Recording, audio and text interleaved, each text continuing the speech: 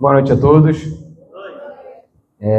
Como o pastor já disse aqui, a gente está trabalhando essa série chamada Pecados Intocáveis, e a gente aqui na igreja costuma trabalhar dessa forma, pegar um livro da Bíblia ou algum tema e fazer exposições, pregações, com base em algum livro da palavra ou com base em algum tema. E a gente estava na série de Atos dos Apóstolos, a gente deu uma pausa e agora a gente está com essa série de Pecados Intocáveis, e depois em março, a previsão é em março de que a gente volte prosseguindo com a série em Atos dos Apóstolos, de maneira que a gente consiga aprender toda a palavra de Deus sem esquecer de nenhuma parte dela. Então, a palavra de hoje, a pregação de hoje está lá em Filipenses, no capítulo 4. Aqueles que tiverem suas Bíblias podem abrir. A gente vai ler dos versos 4 ao verso 7. Filipenses 4, do 4 ao 7. Queria aproveitar esse momento também para, mais uma vez, dar as boas-vindas àqueles que estão nos visitando. Esperamos que se sintam à vontade em nosso meio. Sejam bem-vindos e sempre as portas vão estar abertas aí para receber a todos, tá? Então, no verso 4, Filipenses capítulo 4, a partir do verso 4, assim diz a palavra: Alegrai-vos sempre no Senhor. E digo outra vez, alegrai-vos. Seja a vossa bondade conhecida por todos os homens. O Senhor está perto. Não andeis ansiosos por coisa alguma. Pelo contrário, sejam os vossos pedidos plenamente conhecidos diante de Deus por meio de oração e súplica com ações de graças. E a paz de Deus, que ultrapassa todo entendimento, guardará o vosso coração e os vossos pensamentos em Cristo Jesus. Vamos orar mais uma vez, pedindo a Deus que ilumine as nossas mentes. Pai, estamos diante da Tua palavra e estamos aqui, Senhor, prontos a ouvir e obedecer. Te pedimos que o Senhor nos ilumine e retire todo o pecado que possa estar dificultando de nós entendermos e amarmos a Tua palavra. Em nome de Jesus. Amém. Bem, irmãos, então, como eu falei, a gente está nessa série Pecados Intocáveis. E eu queria começar fazendo uma pergunta. Você já se questionou, já se perguntou por que o nome da série é essa? Pecados Intocáveis?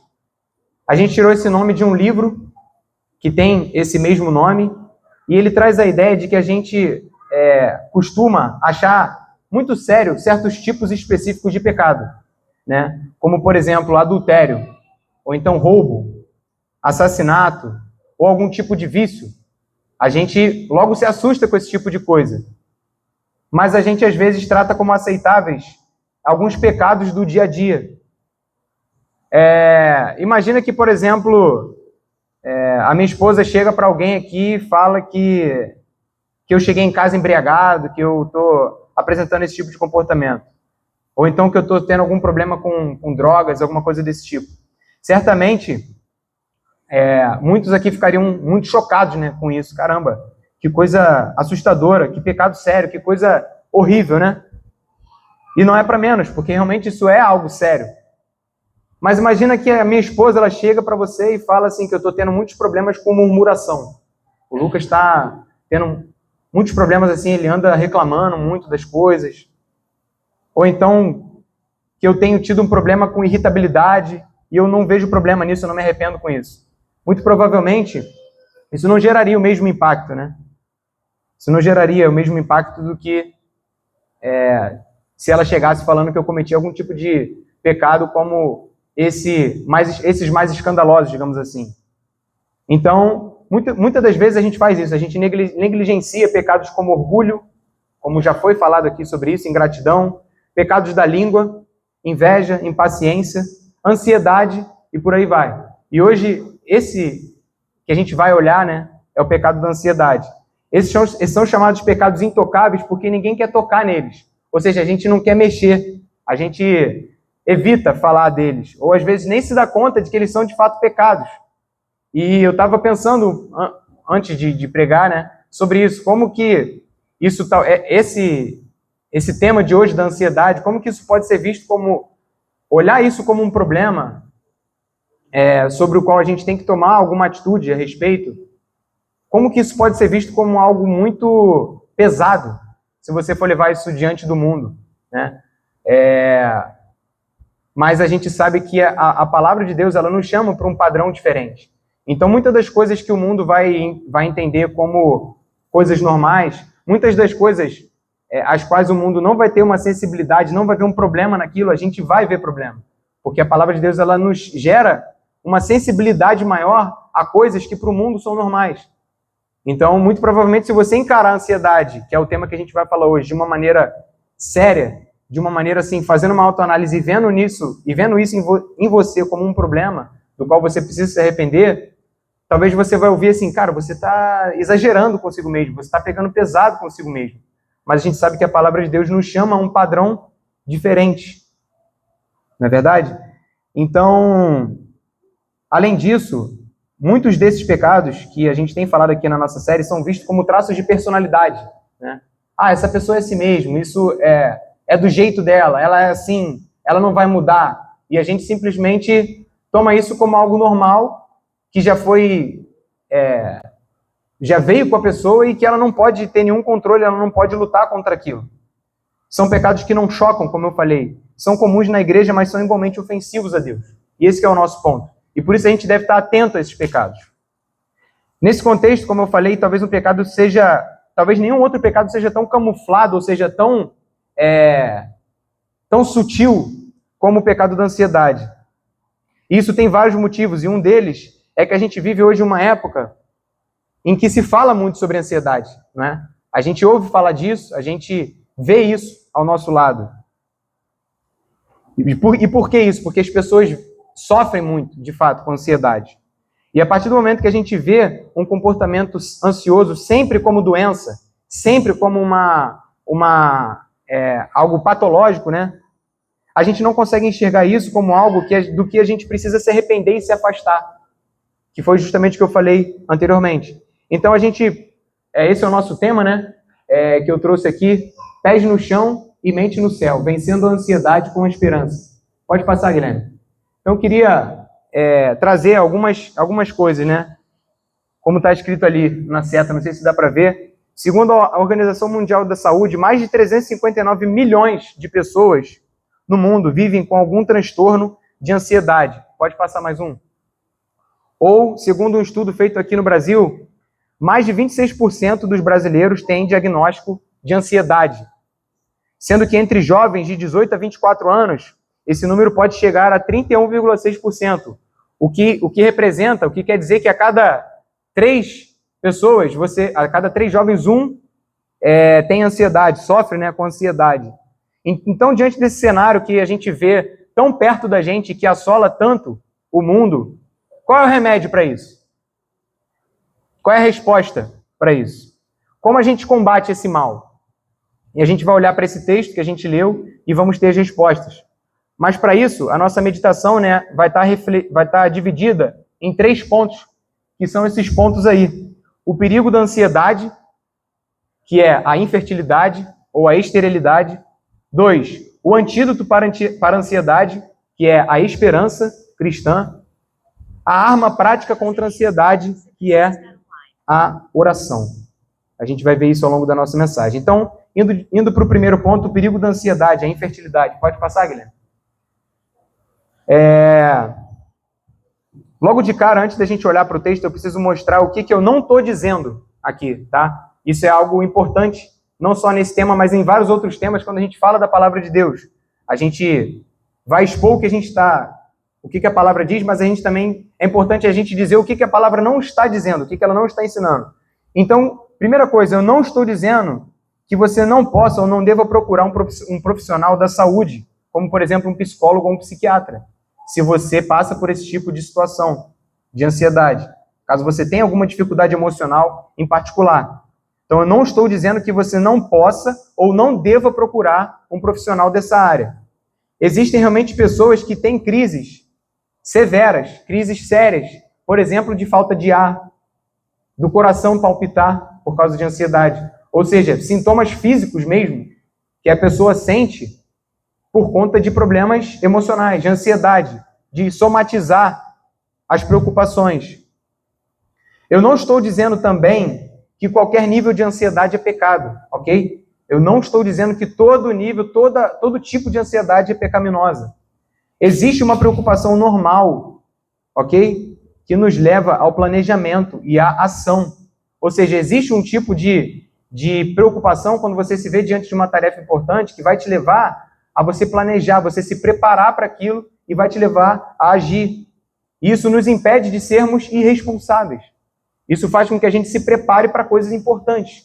E isso também deve ser objeto da nossa atenção, porque a gente vive para a glória de Deus. Então a gente deve ser responsável, a gente deve se preparar para as coisas. Isso, naturalmente, quando a gente recebe alguma responsabilidade, seja dentro da igreja, seja no trabalho, a gente tem que se preparar para isso. Então isso vai gerar, naturalmente, algum tipo de apreensão. Como que eu vou fazer isso? Pô, você começa a planejar, começa a pensar. Então eu não estou dizendo que qualquer nível de ansiedade é pecado. Isso é estar alerta sobre algo importante. Agir dessa forma é você se atentar a uma tarefa importante, algo que você precisa fazer. Sobre aquela expectativa que você tem de precisar dar conta de algo grande. E você começa a pensar como vai se preparar para aquilo. Ela não está aqui hoje, né, a Marcela, mas eu lembrei dela quando eu estava preparando. A Marcela é uma irmã que a gente tem aqui que trabalha com festa, trabalha com casamentos. Então você imagina que ela pegou uma festa grande, importante, e ela está ali, não sei, se preparando para uma festa com uma quantidade de pessoas que ela nunca fez. Ela faz festa para 200 pessoas. E vamos dizer que ela pegou uma festa para 500 pessoas.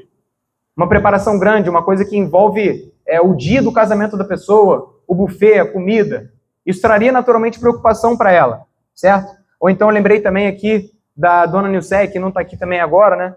Mas que por muito tempo esteve à frente aqui, né? E tem ajudado, conduzido a mesa da comunhão, que é um momento que a gente tem ali embaixo, após o culto, que também todos aqui estarão convidados no final. Então imagina que ela vai preparar também uma mesa da comunhão. Isso é algo que vai trazer essa preocupação e essa preparação. Então existe esse tipo legítimo, esse tipo normal de ansiedade, digamos assim, de preocupação moderada, né, que vai te levar à ação, ao planejamento e à execução. Isso não é pecado, ok? Então qual é o problema?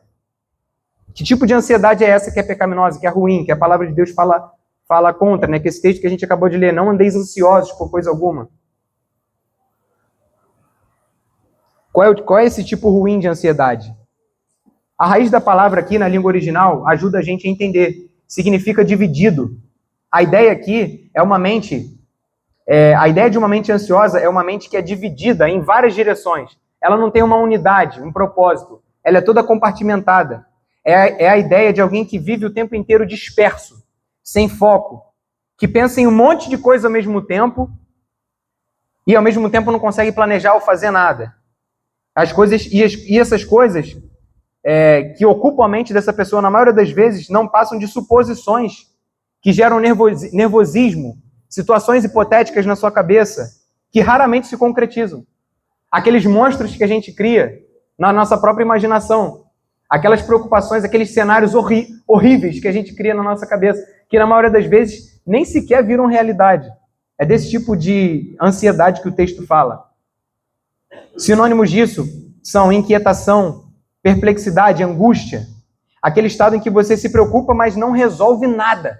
É aquela preocupação que não resolve o problema, mas só te gera inquietação e você fica assim, tentando resolver tudo aquela coisa. Sabe aquela experiência quando você chega no final do dia, vai dormir e você começa a repassar todos os problemas, todas as coisas que você tem que dar conta no momento que você não consegue botar nada na ponta do lápis, que você não consegue resolver nada. É esse tipo. Ou seja, é esse tipo de preocupação que te consome e que por vezes você nem sabe ao certo motivo disso. Você às vezes está com o coração palpitante, você está nervoso e você às vezes não sabe nem exatamente o porquê de você estar tão assim. Você se preocupa em passar às vezes uma imagem errada para o seu chefe de trabalho, e por isso você fica tenso, desconfortável.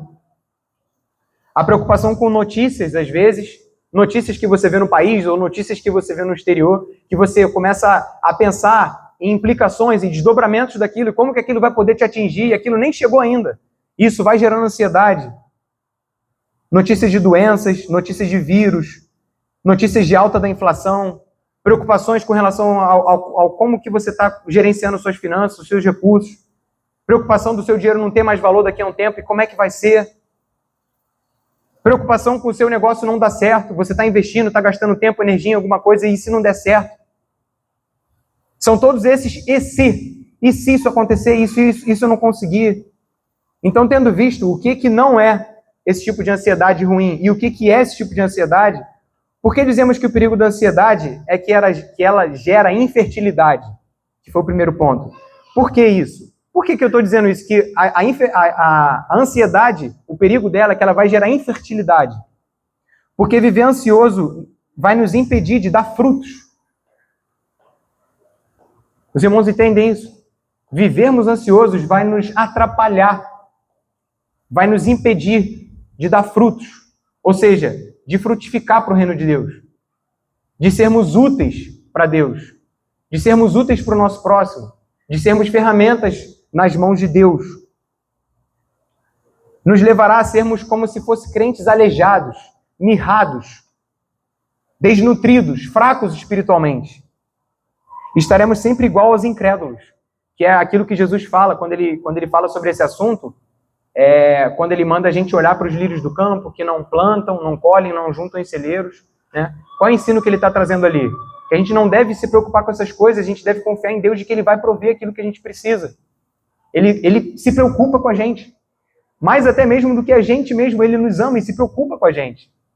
Então, é desse tipo que ele está falando. É desse tipo de ansiedade que a gente não pode permitir que cresça na gente, porque ela vai gerar esse tipo de infertilidade, onde a gente vai ser como os incrédulos, porque no final dessa passagem o que ele fala, são os pagãos que se preocupam com essas coisas, não nós. A ansiedade gera esterilidade espiritual, porque com a vida você nega o que você prega, certo? Com a vida, com o seu viver, com o seu comportamento e esse excesso de preocupações o tempo inteiro te consumindo, você nega aquilo que você fala que crê.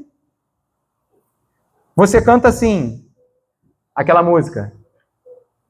E quando enfim chegar a hora em que a morte enfrentarei. Olha essa música, já pararam para olhar essa letra? E quando enfim chegar a hora em que a morte enfrentarei. Sem medo, então, terei vitória. Verei na glória o meu Jesus que vivo está. É um hino que traz a ideia de triunfo sobre a morte, de vigor, poder sobre a morte. E quando, enfim, ou seja, dá uma ideia de que, enfim, quando chegar a morte, quando chegar aquele momento que vai me levar até o meu Senhor, finalmente, quando esse momento chegar, sem medo, então, terei vitória. Verei na glória o meu Jesus que vivo está. Olha o que a gente canta aqui em vários domingos. Olha o que a gente diz que crê. Olha o que a gente de fato crê. E aí você canta isso, você crê nisso e você prega isso para as pessoas, mas na festa do seu sobrinho, lá na casa dos seus parentes, na terça-feira, na festa da sua prima, conversando com a sua cunhada, você fala como que não tem esperança. E você se preocupa exatamente da mesma forma. E aqui quando eu falo você, tá? Eu espero que ninguém entenda que eu estou falando de uma forma que eu não passasse por isso. Até conversava hoje mais cedo com o Guilherme, até me senti muito confrontado, porque esse tema é algo que eu tenho muita dificuldade com isso. Muita dificuldade. Esse, sem dúvida, é um pecado contra o qual eu luto e tenho grande dificuldade, né? Então, quando eu digo aqui você, eu me incluo nisso, né? Nós. Então, a gente canta isso, a gente prega isso, mas no dia a dia, conversando com alguém ou na nossa lida diária, a gente fala como quem não tem esperança, como quem serve a um Deus que não venceu a morte. E aí a gente fala uma coisa, mas a gente vive de uma forma diferente. Como se a gente servisse a um Deus pequeno, a um Deus que não se preocupa com a gente, a um Deus que não tem poder para prover aquilo que a gente precisa. Isso gera um testemunho fraco, um testemunho mirrado, desnutrido. E é por isso que a ansiedade ela gera infertilidade. Por causa da nossa fraqueza e da nossa falta de confiança em Deus, a gente atrapalha as pessoas a conhecer o Cristo vitorioso, o Cristo triunfante, que essa música traz pra gente, que a gente não cantou aqui, mas essa música traz essa ideia do Cristo vencedor, e que com ele nós vencemos também a morte, vencemos o pecado, vencemos o mundo, nele. Então, por causa dessa fraqueza e dessa falta de confiança, a gente atrapalha outras pessoas a conhecer esse Cristo. Ou seja, olha como isso é algo sério. A gente pode estar atrapalhando pessoas a se chegarem ao Evangelho, a Deus, por causa disso, desse tipo de comportamento e desse tipo de pecado, que a gente muitas das vezes não toca nele, não mexe nele, deixa ele escondido, deixa ele esquecido, como é o título da série, pecados intocáveis, ou seja, pecados esquecidos, pecados negligenciados, pecados não confessados. Então, por conta da seriedade disso, é que Paulo, que por sinal tinha respaldo para falar de sofrimento, né? Inclusive, quando ele escreveu essa carta, ele estava preso por causa do evangelho. Então, por conta da seriedade disso, é que Paulo, no verso 4, faz essa exortação: alegrai-vos sempre no Senhor. E outra vez digo, alegrai-vos. É uma palavra de exortação, um encorajamento, mas é também uma ordem. Ele está falando algo para a igreja, algo que a igreja deve fazer. E não só a igreja de Filipos, né, a igreja dos filipenses deve, mas nós também devemos fazer isso. Nos alegrar no Senhor. E isso não é opcional, não é algo só para alguns crentes. A alegria não é algo que só alguns crentes mais maduros devem ter. Nós devemos ter essa alegria e buscar essa alegria. Esse que é o ponto. Né? A gente deve gastar as nossas energias buscando isso. Todo cristão deve se alegrar no Senhor. Se você vive ansioso, se nós vivemos ansiosos, nós estamos pecando. Nós estamos agindo como um órfão, como alguém que não tem um pai que cuida da gente. Você diz ter, nós, né, dizemos ter a esperança da vida eterna, mas negamos isso com falta de confiança. Daí então o perigo da ansiedade, uma vida sem frutos. E daí a resposta de Paulo para isso: alegrai-vos no Senhor. Alegre-se. E ele depois ainda fala, e repito, alegrai-vos. Isso é um tema de Filipenses, dessa carta, né? Então, a gente vai agora para o segundo ponto, o antídoto para a ansiedade, a esperança, ou seja, o remédio, aquilo que vai combater a ansiedade, a esperança. No verso 5, a gente lê o seguinte, olha aí na sua Bíblia. Seja a vossa bondade conhecida por todos os homens, o Senhor está perto. Seja a vossa bondade conhecida por todos os homens, o Senhor está perto. Aqui ele mostra como que essa alegria se apresenta. Ou seja, como que essa alegria sobre a qual ele fala, e como que essa alegria que ele ordena que os crentes tenham, como que ela se manifesta no mundo. Seja a vossa bondade conhecida de todos os homens. Essa é a nossa marca. A pessoa que teve o seu caráter transformado, o crente, o convertido, ele agora vive essa alegria.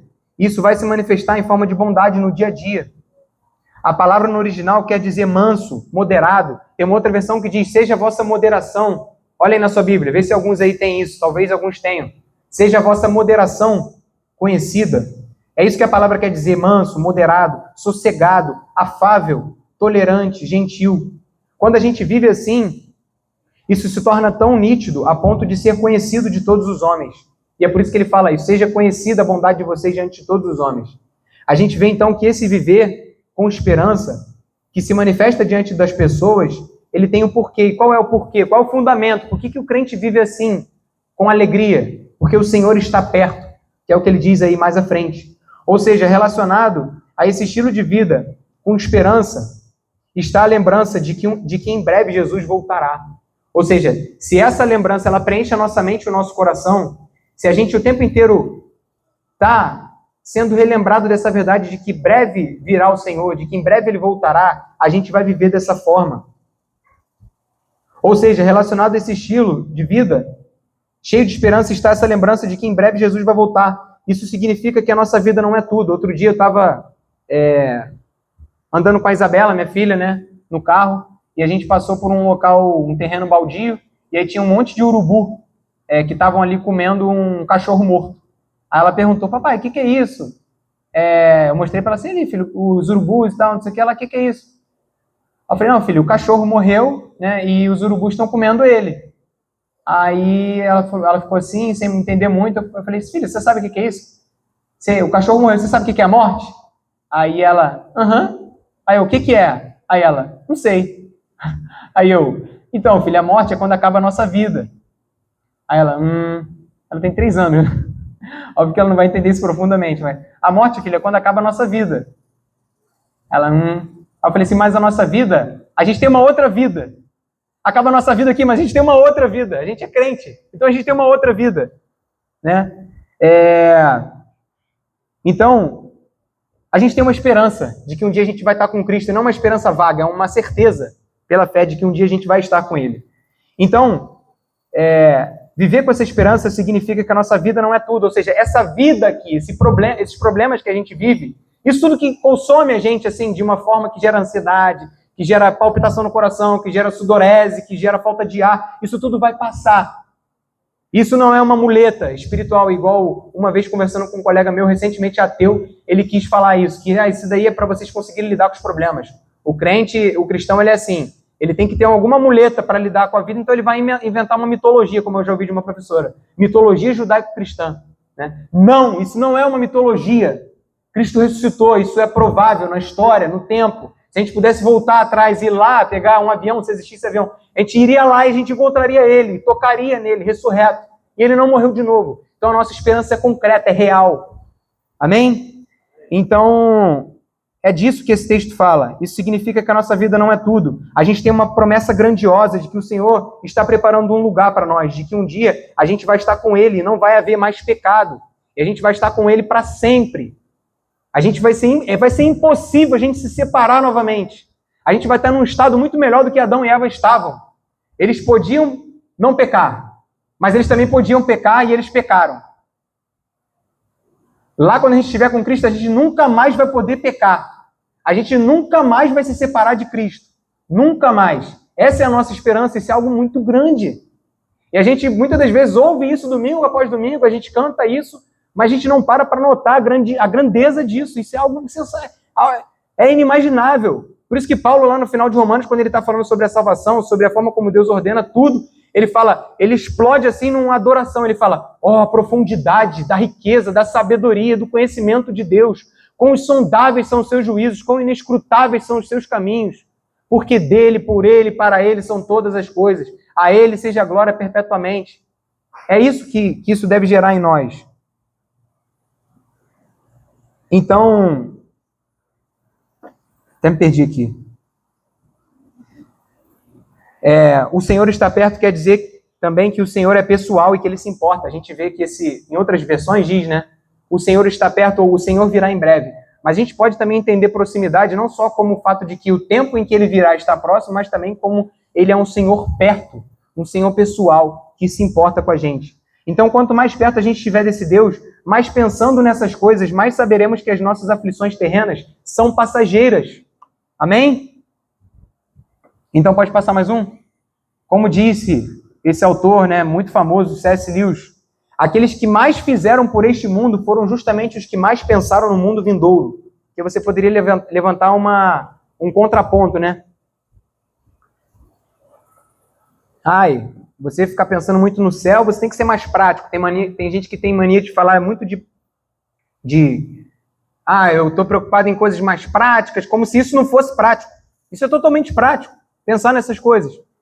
E como esse autor disse, aqueles que mais foram práticos nesse sentido, ou seja, as pessoas que mais se envolveram, que mais amaram, que mais se doaram, foram aquelas que mais tinham esperança no céu. Eu tenho essa experiência própria. Quanto mais eu negligencio a minha devoção particular, os meios de graça que Deus nos dá, mais eu tenho dificuldade de lidar com a ansiedade, mais eu fico focado somente nessas preocupações da vida. E quanto mais eu me lembro das coisas do alto, dessas coisas que a palavra nos ensina, quanto mais eu me envolvo com a igreja, quanto mais eu gasto meu tempo servindo as pessoas em prol do reino, mais eu sou capacitado a não andar ansioso e a confiar em Cristo, lembrando que as aflições daqui não são tudo. Lembrando que essas aflições não são tudo. As coisas que a gente passa no trabalho, os problemas em qualquer ambiente que a gente passa, não são tudo. Ao invés de sermos consumidos pelas preocupações da vida, tentando carregar o mundo nas costas, a gente deve lembrar que não temos controle de tudo e que somos limitados. Que muitos problemas que nos atingem, nós não temos como resolver. E diante dessa nossa limitação, a gente deve recorrer ao Deus Todo-Poderoso, lembrando que Ele não só tem poder para nos ajudar, mas também é nosso Pai e que se importa com a gente. Então, a gente chega no nosso terceiro ponto, a arma prática contra a ansiedade. A gente vê nos versos 6 e 7 o seguinte: não andeis ansiosos por coisa alguma, pelo contrário, sejam os vossos pedidos plenamente conhecidos diante de Deus, por meio de oração e súplica, com ações de graças. E a paz de Deus, que ultrapassa todo entendimento, guardará o vosso coração e os vossos pensamentos em Cristo Jesus. É isso que diz aí o verso 6 e 7, que é o nosso terceiro ponto, a arma prática contra a ansiedade, oração. Quando a gente persevera nessa lembrança de que o nosso Pai cuida da gente, ou seja, quando a gente não se permite levar por esses pensamentos intrusos, e quando a gente persevera em ficar lembrando dessas coisas, quando a gente leva diante de dele as nossas causas, nós somos capacitados a não andar ansiosos. E a paz de Deus guarda o nosso coração e a nossa mente em Cristo Jesus. E aqui é interessante que esse termo a paz de Deus guardará a vossa mente e o vosso coração em Cristo Jesus. A ideia ali, Arthur, é como se a paz fosse um soldado que está de serviço, guardando a nossa mente e o nosso coração em Cristo Jesus. Ou seja, quando a gente leva as nossas súplicas, né, quando a gente faz conhecido diante de Deus as nossas causas, as nossas questões, a paz de Deus guarda o nosso coração e a nossa mente em Cristo. Ou seja, nesses pensamentos, nessas verdades que a gente viu aqui, a palavra usada aqui é um termo militar, guardar, é no sentido de vigiar. É como se a paz de Deus se colocasse realmente de serviço, protegendo a nossa mente e o nosso coração de sermos levados por isso. É interessante notar aqui que o apóstolo usa diferentes tipos de palavras para falar de diferentes tipos de oração. Ele cita orações, súplicas e ações de graças. Orações são o que a própria palavra já diz, aquilo que a gente já está acostumado, orações. Quando a gente leva as nossas questões diante de Deus, né, pedindo a Ele, né, que intervenha, que ouça os nossos pedidos, né, que nos atenda. Súplica seria aquela oração mais intensa, onde você se vê de uma forma mais necessitada, de uma forma mais nitidamente carente, você suplica a Ele, né? E ações de graça é quando a gente coloca diante dele aquilo que já aconteceu, a gente agradece, a gente se lembra daquilo que ele já fez por nós. E aqui eu chamo a atenção para essa última, ações de graças, porque isso é algo muito útil. Quando a gente lembra de todo o cuidado que Deus tem tido com a gente, isso ajuda a gente a não andarmos ansiosos. Porque a gente lembra assim, caramba, eu tenho 30 anos, né? Alguns aqui têm mais, alguns aqui têm menos. Eu estou há 30 anos me preocupando com essas coisas. E há 30 anos Deus tem me sustentado. Eu estou há 10 anos, eu estou há 15 anos tendo as mesmas preocupações. Mas quando eu olho para trás, eu vejo que tudo aquilo eram monstros que eu criei na minha cabeça. Eram situações que nunca se concretizaram. E caramba, Senhor, obrigado. Porque o Senhor me sustentou até aqui. Porque aquilo que eu achava que ia me destruir, nem foi tão aquilo. E o Senhor esteve comigo. O Senhor nunca deixou faltar nada. Então, é importante a gente lembrar disso, sobre as ações de graças também. Então, antes da conclusão final, antes da conclusão final, eu gostaria de pontuar mais algumas aplicações práticas aqui contra a ansiedade, que são essas 7 aí, né? Primeiro,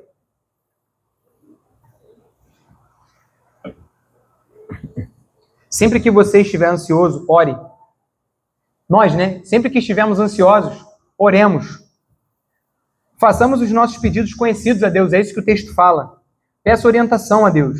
Quando o calo apertar, ou seja, quando a dificuldade vier, antes mesmo de pedir a alguém, a gente tem essa mania, né? A gente passa alguma dificuldade, a primeira coisa que a gente faz é recorrer a alguém que a gente conhece. Isso é válido, é bom. Mas antes de fazer isso, antes mesmo de fazer isso, ore a Deus, recorra a Ele. Peça ajuda ao Senhor. Ele vai te direcionar, Ele vai te dar ideias. Às vezes você vê a sua mente, parece que você tem que resolver algum problema e sua cabeça está bagunçada, você não consegue ter clareza de como você vai resolver isso. Você ora e durante a oração vão vindo ideias, vão vindo pensamentos que Deus vai te dando e a solução vem para um problema. Então Deus vai te direcionar, vai te dar ideias, vai te fazer encontrar com as pessoas certas.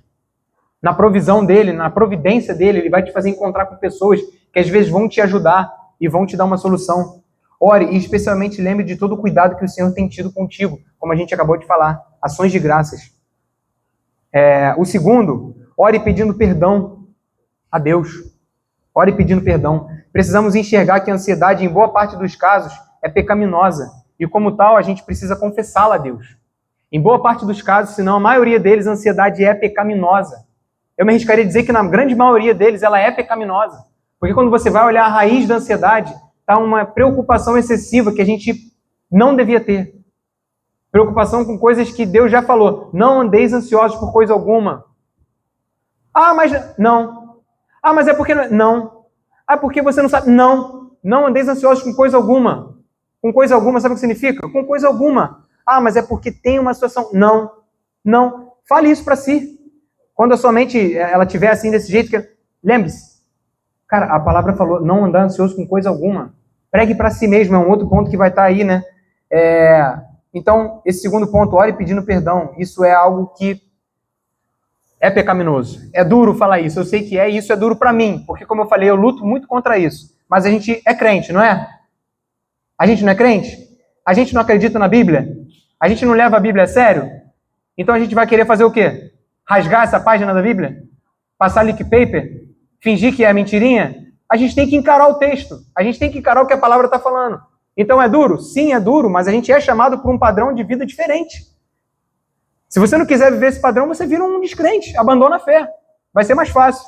Mas a gente sabe que isso não faz sentido, né? Então, ore pedindo perdão, porque a ansiedade é um problema. Peça a Deus perdão pelas vezes em que você não confia nele como deveria, e peça a ele para te dar fé. E Deus vai dar fé. E ele dá. Ele vai dar, ele vai suprir. Em terceiro lugar, busque aconselhamento com um crente mais maduro, ou com seu pastor, e com o seu pastor também. Busque aconselhamento com uma pessoa mais experimentada. Ore com essa pessoa, converse, exponha o que te aflige. Às vezes a pessoa já passou por um problema parecido, vai poder te dar uma palavra, vai poder te orientar, vai poder te ajudar. Deus usa essas conversas saudáveis com crentes, conversas com pessoas sábias, para nos dar discernimento. E isso ajuda contra a ansiedade, ajuda muito. Como que isso ajuda? Eu vejo isso na minha vida, eu converso com pessoas e sou encorajado, sou ajudado, fico mais calmo. Em quarto lugar, acolha. Acolha. Tá ali, né? A gente precisa acolher quem passa por aflições e ansiedades. Então, peço, me acolham, como o Guilherme já me acolheu, como o pastor já me acolheu, como diversos outros irmãos aqui já me acolheram quando eu fui levar questões. Acolha quem passa por esse tipo de situação. Mesmo sabendo que a gente tem que confiar em Deus, a gente tem muita dificuldade com isso, e isso não vai parar. A gente vai ouvir isso tudo, a gente vai ler isso, vai sair daqui, e a gente vai continuar tendo problema com isso, porque a gente é pecador. E enquanto a gente estiver nessa terra, a gente vai ter que lutar contra o pecado. E um dos pecados é a ansiedade. E a gente vai ter que lutar contra isso. Então, acolha a pessoa que está passando por isso. Nós, como igreja, como crentes, às vezes o nosso trabalho como irmãos, como crente, como pastor, é mais o que? Bater. Bater em que sentido? No bom sentido, né? Exortar, chamar principalmente para quem já tem mais tempo de igreja. Principalmente a quem é cascudo, a gente pode chamar mais. Às vezes o nosso trabalho é esse. Mas muitas vezes o nosso trabalho é consolar, acolher, abraçar, orar junto. Falar, pô, meu irmão, vem cá, cara, eu sei o que é isso, cara. É difícil, cara. Eu sei o que é que você está precisando. Pô, já passei por isso. Ouve. Escuta bastante. Ouve atentamente. Acolher. Muitas das vezes o nosso trabalho é esse, é consolar, acalentar, acolher. Isso é extremamente importante, especialmente se a pessoa já chega para você sensível, admitindo as suas dificuldades. Você não precisa falar para a pessoa, convencer ela. A pessoa já chega falando, meu irmão, eu tenho pecado, cara, tá difícil, tô andando ansioso. A pessoa já está confessando, você não precisa bater, você precisa acolher. Então acolha. Nosso trabalho nesse caso é cuidar, acolher e consolar. E isso não é só trabalho do pastor, isso é trabalho de cada um de nós aqui, cuidar e acolher. Em quinto, planeje e execute. Planeje e execute. Por mais que não seja natural para você, se esforce para ser organizado. E eu coloquei isso aqui porque não é natural para mim ser organizado. Minha esposa está aqui, eu falo isso diante dela. Ela sabe como é difícil para mim ser organizado. Tenho grande dificuldade, muita dificuldade. Mas se você for como eu, que isso não é natural para você, se esforce e lute para ser organizado, com todas as suas forças, para ser o mais organizado que você puder, com as suas tarefas, com as suas responsabilidades. Lute contra a preguiça e contra a procrastinação, que andam juntos com a ansiedade. Preguiça e procrastinação, ficar empurrando com a barriga, deixar as coisas para depois. Isso é o melhor amigo da ansiedade, preguiça, e o outro melhor amigo da ansiedade, procrastinação. Busque planejar os seus afazeres, a sua agenda, os seus compromissos, organizar as suas ideias, anote seus gastos. Às vezes questões financeiras geram muita ansiedade também. Essas coisas nos poupam problemas e nos ajudam a combater o pecado da ansiedade. Em sexto lugar, pregue para si mesmo. Fale com a sua própria alma. Pregue para si, leia a Bíblia e pregue para si. Leia a Bíblia contra você. Tem um pastor antigo que dizia isso. Leia a Bíblia contra você. Quando você lê esse texto, não andeis ansiosos por coisa alguma. Fale assim, caramba, esse texto é para mim. Se apropria disso e fala assim, caramba, Deus está falando comigo para eu não andar ansioso. Então por que eu estou ansioso? Eu não posso ficar assim. Eu não devo ficar assim. Ou seja, pregue para si mesmo. A gente vê o Salmo falando isso, né? Por que estás abatida, ó minha alma? Por que te perturbas dentro de mim? Espera em Deus. Ou seja, confia nele. O salmista falando com a própria alma dele, é como se ele tivesse...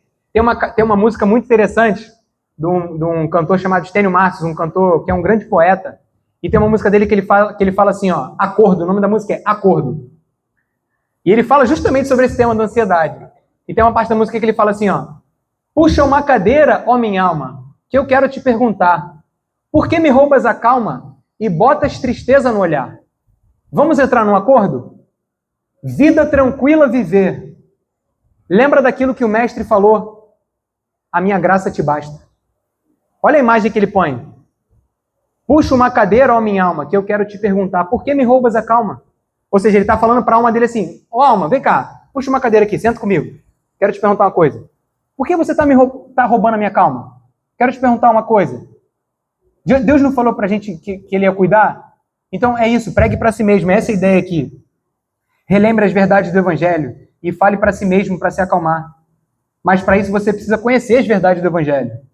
Boa parte do nosso trabalho é isso, é nos relembrarmos daquilo que Deus já disse. Então, combata pensamentos intrusos com as promessas do Evangelho. Aqueles pensamentos assim, caramba, eu estou perdido, o que meu chefe vai pensar de mim? Eu vou perder meu emprego. Não, Deus cuida de mim. Ele me prometeu que até os meus cabelos estão contados. Mesmo que meu chefe pense mal de mim, Deus me conhece e sabe que eu estou fazendo o meu melhor. Mesmo que eu perca meu emprego, assim como para Abraão ele proveu, ele vai prover também o que eu preciso. Como ele disse em 1 Timóteo 6, tendo o que comer e com o que vestir, estejamos contentes, estejamos alegres. Então, em último lugar, em sétimo lugar, você não precisa carregar esse peso. Você não precisa carregar tanto peso. A gente foi de uma igreja, um tempo atrás, em 2019, antes da gente chegar aqui, que tinha uma irmã muito piedosa, muito crente, muito firme, e ela falava de uma forma bem sutil, bem suave, uma voz mansa. Uma mulher de Deus. E uma coisa que eu já ouvi, que a gente já ouviu mais de uma vez da boca dela, foi assim, a gente não precisa disso, né? A gente não precisa carregar esse fardo. Ela falava assim, de um jeito assim, tipo, trazendo um ar de, tipo, cara, por que a gente faz tanto isso? Por que a gente põe tanto peso, cara? Então, além da gente não dever andar ansioso, a gente não precisa querer carregar o mundo nas costas. Você não precisa. Lembre-se de que, além de você não dever andar ansioso, você não precisa andar ansioso. É um fardo que você carrega desnecessariamente. Quando você fica ansioso, você carrega esse fardo desnecessário, porque no fim das contas, se você é um filho de Deus, Ele cuida de você. E a sua mente é o seu maior sabotador. Você mesmo se sabota. Nós mesmos nos sabotamos. Então, fique em paz, pois Deus tem cuidado de nós, e lembre-se disso. Irmãos, lembremos de quem? Dele, né? Do grande, nosso sumo, supremo pastor, Jesus Cristo. Lembremos que Ele foi um homem de dores. Ele sabe o que é padecer. Ele sabe o que é sofrer. Ele sabe o que é viver sujeito a essas misérias e preocupações que a gente vive. Romanos 8,32 diz, aquele que não poupou seu próprio filho, mas por todos nós o entregou, será que não nos dará graciosamente com ele todas as coisas? Ou seja, será que ele não vai nos dar tudo o que a gente precisa para a vida e para a salvação? Para viver de uma forma que glorifique a ele? Ele vai sim. Ele já deu o filho dele. Ele deu a si próprio por nós. A gente tem um Deus tão bom que contemplou a nossa miséria. Ele enxergou. A gente canta aqui, a Ele que me enxergou, a Ele toda a honra, toda a glória. Ele nos enxergou. Ele enxergou a nossa miséria. Contemplou, abriu mão da sua glória, abriu mão da comunhão eterna com o Pai, se humilhou. Deus se fez homem, isso é um escândalo. Se você fala isso para o muçulmano, ele fica irado, porque ele fala, Deus, impossível, Deus ser um homem limitado, sujeito a fraquezas? Não, Deus é Deus. O Islã vai crer dessa forma. A fé cristã vai falar, não, Deus ele é Deus sim, transcendente, totalmente grandioso, poderoso, mas ele se encarnou, ele sabe o que é ser homem. Ele abriu mão da glória eterna com o Pai, se sujeitou ao tempo, ao espaço, a todas as misérias humanas por causa de mim e de você. Ele fez isso. Por mim e por você, ele andou com gente pecadora, gente suja. Ele se cansou. Ele sentiu sede. Aquele que criou a água sentiu sede. Aquele que não está sujeito ao tempo se submeteu ao tempo, se fez um bebê, uma criança, aprendeu. Aquele que sabe tudo se colocou como aprendiz. Por mim e por você, ele fez isso. Ele orou por você, ele orou por nós, ele jejuou por nós. Ele se deixou ser capturado, ele se deixou ser acusado falsamente. Ele podia destruir todos aqueles que estavam acusando ele com um sopro, com uma palavra. Mas ele se sujeitou, ele aceitou isso por causa da gente, porque ele amou a gente. Isso é muito grande, isso é fantástico. Sem revidar com uma só palavra. ele se sujeitou a essa humilhação, ele foi sentenciado, foi torturado, humilhado publicamente, morreu nu, despido, sofreu dores físicas, torturas horríveis. Mentalmente, ele sofreu muito, ele suou sangue. Isso é um acontecimento que acontece quando a pessoa está muito tensa, muito sujeita a um sofrimento muito grande, ela pode suar partículas de sangue. Jesus suou sangue. E morreu, no fim das contas, pagando o preço que eu e você nunca iríamos conseguir pagar pelos nossos pecados. Então você acha que ele não está interessado em você? E aqui quando eu falo você, mais uma vez, para mim também, ele não está interessado em nós? Sendo que ele já fez tudo isso por nós, ele está sim interessado em nós. Ele está contigo, ele está com a gente naquela sala de hospital, ele está contigo naquela segunda-feira estressante, naquela terça-feira estressante, naquela reunião de trabalho, meio tensa às vezes, naquela oração sem esperança, angustiada. Ele te chama a vir hoje e beber de graça dessa água da vida, a provar dessa bondade dele, que só ele pode dar. Essa água que só ela sacia a nossa sede, que traz o perdão dos pecados e a reconciliação com Deus. Somente esse sacrifício de Jesus pode nos dar essa paz com Deus e, por fim, a paz de Deus. Quando Cristo morre por nós e a gente crê e se arrepende, nós temos paz com Deus, ou seja, nós fomos reconciliados com Ele. Nós antes éramos inimigos, vivíamos indiferentes, mortos, né, como a Bíblia fala. E a partir do momento que a gente crê, a gente tem paz com Deus. Mas a gente pode também experimentar, além da paz com Deus, a paz de Deus. Ou seja, esse estado emocional que Ele pode dar para a gente. Esse é o nosso Deus. Portanto, se você não conhece, se tem alguém aqui essa noite que visita a gente que não conhece esse Deus, se ainda não tem um relacionamento pessoal com Ele, hoje é a oportunidade, é uma grande oportunidade, talvez a última, a gente não sabe o dia de amanhã, para você se arrepender e para você se voltar para Deus. Se isso faz sentido para você, se você ouve essa mensagem e você não conhece a Cristo ainda, não deixe para amanhã. Se volte para Deus, se arrependa, se volte para Ele em fé, porque Ele vai te receber, porque Ele é um Pai que não se cansa da gente. E por mais que nós tenhamos muitos pecados, a gente tem um Deus que é muito gracioso, muito compassivo, muito paciente. Se você já conhece a Cristo, se você já é um cristão, mais uma oportunidade para você se relembrar dessas palavras, se relembrar dessas verdades e poder pregar para a sua alma, poder ter mais uma chance de se voltar para Deus também em arrependimento, pedindo para que Ele te ajude e para que Ele nos ajude, né? Para que a gente possa andar menos ansioso, para que a gente possa viver uma vida mais frutífera, né, para que a gente possa efetivamente levar as nossas causas diante dele e dessa forma servir a ele de uma forma que glorifique, que dê frutos, que as pessoas possam conhecer a ele. Amém? Então, vamos estar orando. Peço que os irmãos fechem seus olhos. Pai, te damos graças, porque o Senhor é um Deus que é um Pai poderoso, que tem poder para nos atender, Senhor, nas nossas aflições. Mas quão facilmente nós esquecemos isso, Senhor. E o Senhor sabe, o Senhor me conhece. O Senhor sabe que eu mesmo tenho uma grande dificuldade com isso e eu sei que muitos irmãos aqui têm também. Então, Senhor, nos ajuda, Pai. Nos ajuda, nos dá fé, nos dá confiança em Ti. Nos ajuda a percebermos que devemos confiar no Senhor e não precisamos carregar esse fardo que tantas vezes nós insistimos em carregar.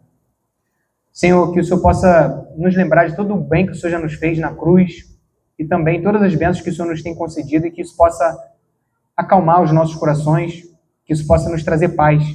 Nos ajuda, Senhor, a não darmos ansiosos, a obedecermos essa palavra e que dessa forma a nossa bondade seja conhecida diante de todos os homens, que possamos nos alegrar em Ti e que a paz do Senhor guarde os nossos corações e as nossas mentes em Cristo Jesus. Em nome de quem oramos. Amém.